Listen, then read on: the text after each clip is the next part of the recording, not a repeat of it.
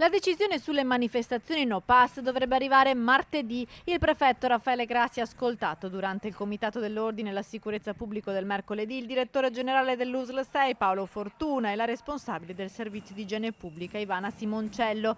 Alla luce del trend in aumento dei contagi nella provincia di Padova si potrebbe arrivare anche allo stop.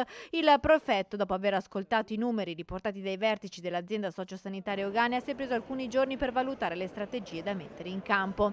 Da luglio sono stati ben 17 i cortei organizzati dal movimento Veneto No Green Pass e in questi ultimi giorni, nonostante l'aumento dei casi di Covid, gli organizzatori hanno manifestato anche martedì sera e lo vogliono fare stasera e anche sabato. Al COSP era presente anche il sindaco di Padova, Sergio Giordani, e l'assessore alla sicurezza, Diego Bonavina. 3 manifestazioni in una settimana cominciano ad essere troppe, onestamente.